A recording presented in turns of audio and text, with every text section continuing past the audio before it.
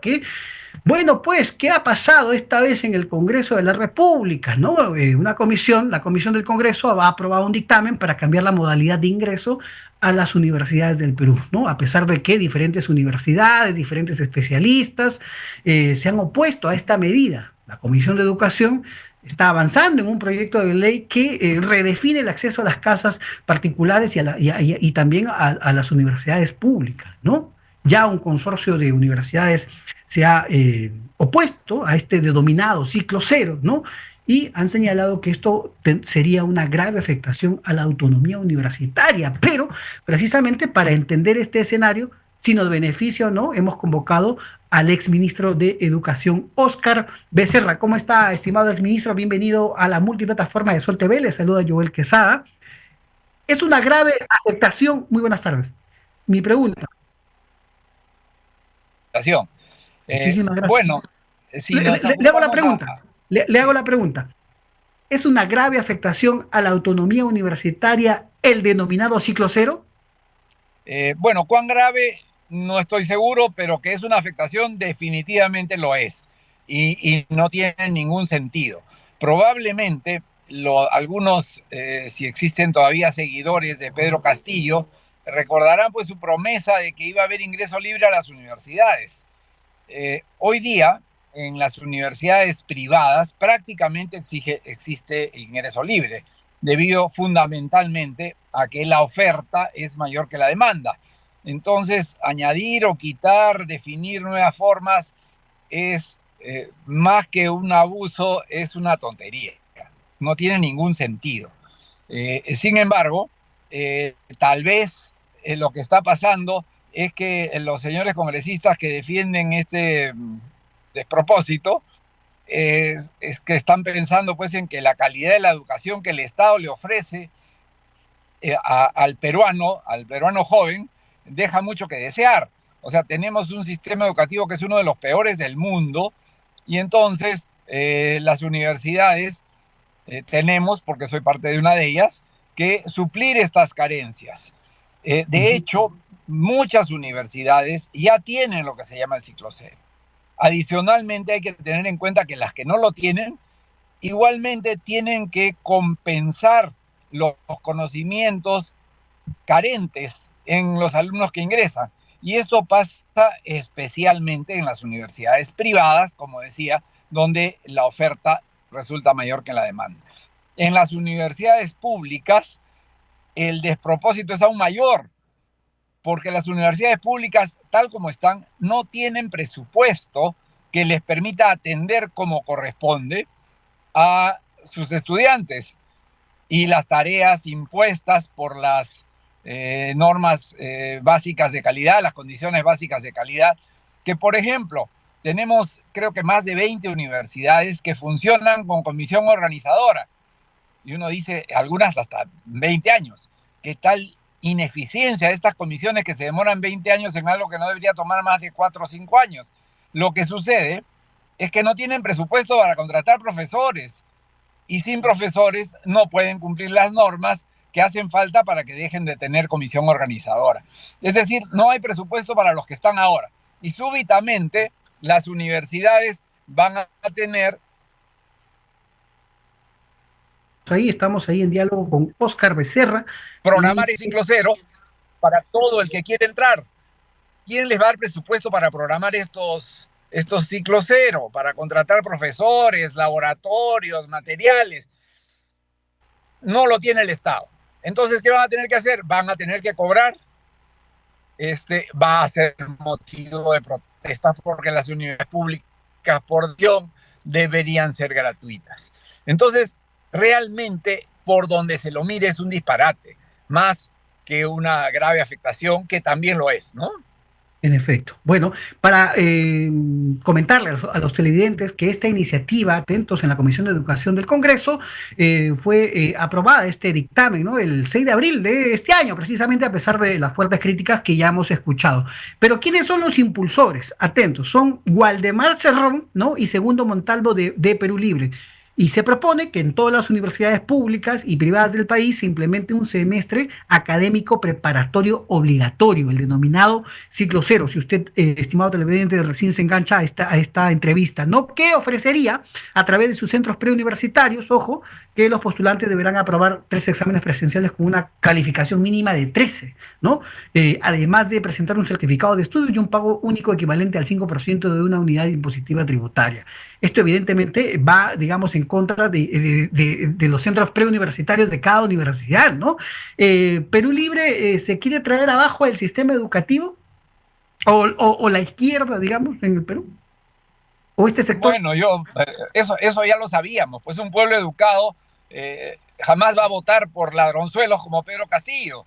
Entonces, definitivamente quienes lo han llevado al poder, del cual nos hemos librado, a Dios gracias, debido a que su incapacidad lo llevó a pensar que podía hacer un golpe de Estado sin ningún apoyo. Entonces, querrán pues que sigamos eligiendo con el mismo pobre criterio que los ha llevado a ellos al Congreso. Y eso se logra con un país no educado, mal educado, ¿no? Entonces, Pero, pero entendiendo, digamos, la cosmovisión de Waldemar Cerrón y del otro congresista que ingresó también al Parlamento por Perú Libre, Segundo Montalvo, eh, ellos siempre sustentan el argumento de la justicia, que, digamos, la justicia social, ¿no?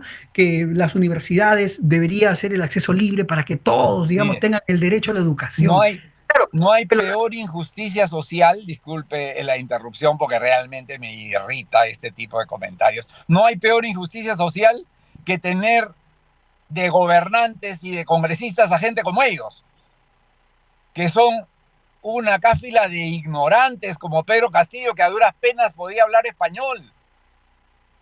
Entonces, fue profesor. o sea, tener en las aulas a gente como esa es, como se lo dije a la Comisión Interamericana de Derechos Humanos cuando vinieron a averiguar sobre los derechos de los niños en el Perú, y les dije claramente, aquí se abusa de los derechos de los niños consuetudinariamente, y el mejor ejemplo de eso es que haya una persona como Pedro Castillo al frente de un aula de estudiantes pobres, De porque acuerdo. ese señor a duras penas puede hilar unas cuantas frases.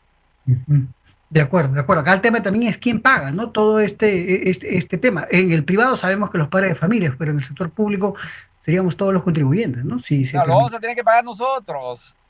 Porque Claro. claro, estos señores lo único que saben es repartir la plata ajena. Mm.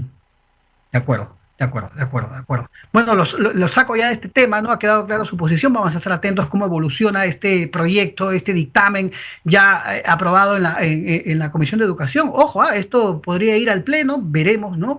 Si afecta o no, si finalmente los parlamentarios toman una decisión o escuchan a este consorcio de universidades como la Cayetano Heredia, la Católica, la Universidad de Lima, la Universidad del Pacífico, entre otras, quienes ya han sacado comunicados rechazando esta posición del Congreso. Lo saco de este tema. Usted como ex parte del gabinete, ¿no? En unas horas se va a interpelar al ministro, al presidente del Consejo de Ministros, Gustavo Adriancén. Algunas voces señalan ya en el Parlamento que debería ser censurado y el problema principal que se le achaca al gobierno es evidentemente una falta de reacción ante la grave crisis de inseguridad ciudadana. ¿El Parlamento debe censurar a Gustavo Adriancén? ¿Se debe renovar ya el gabinete o esto generaría inestabilidad? ¿Qué dice Óscar Becerra?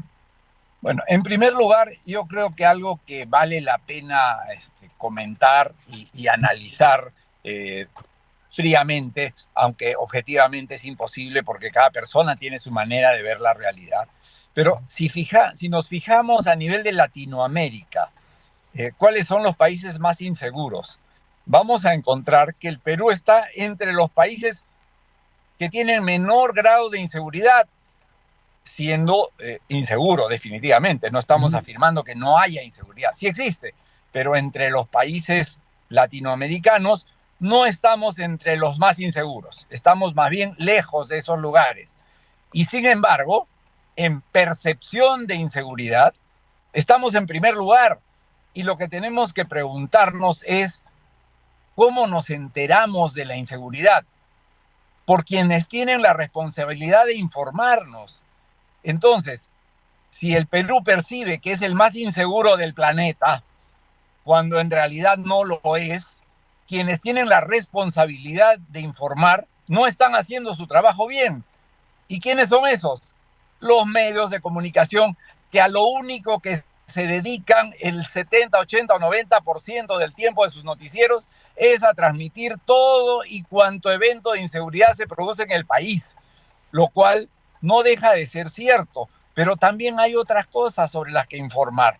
Y ya realmente uno se cansa de ver una y otra vez. Hoy día en la mañana he visto, creo que por quinta vez, el caso de un auto que es incendiado por la pariente del dueño con quien tienen una disputa por una herencia. ¿Qué Ya. necesidad hay de ver eso en 4 noticieros del mismo canal 5 veces o 6 veces en el transcurso de 24 horas? No tiene ningún sentido. Es decir, si eso vende, hay que dedicarnos a transmitir lo que sea. Eso es muy malo. Asesinan los sicarios. Ayer hemos visto cómo asesinaban a plena luz del día Sí, a pero un hoy día transportista. escuchaba, es cierto, hoy día escuchaba en una entrevista con la cual no coincido, porque además el entrevistado usaba como referencia a IDL, que para mí no tiene ninguna confiabilidad, pero él decía, después de decir que estamos muy inseguros y que se quieren eliminar, se quiere suspender la circulación de motos en las noches, Ya, él decía, en realidad el 0.00002% de los atentados se producen en motos. Mejor dicho, el segundo 0.000% de las motos participan en los accidentes. Entonces, si son tan poquitas las motos que participan en los atentados, ¿por qué nos quejamos? Habría que decirle a ese entrevistado. Deberíamos estar contentos de que realmente hayan tan pocas motos que participan. La realidad es que la mayoría de atentados, de asesinatos y de atentados realmente con explosivos y con todo tipo de cosas, se hacen desde motos o los sicarios huyen en motos. Entonces, así como en algunos casos yo recuerdo, y usted tal vez le hayan contado, en la época del terrorismo teníamos toque de queda, y tal vez en algún momento, porque esto es terrorismo, sin lugar a dudas, de acuerdo.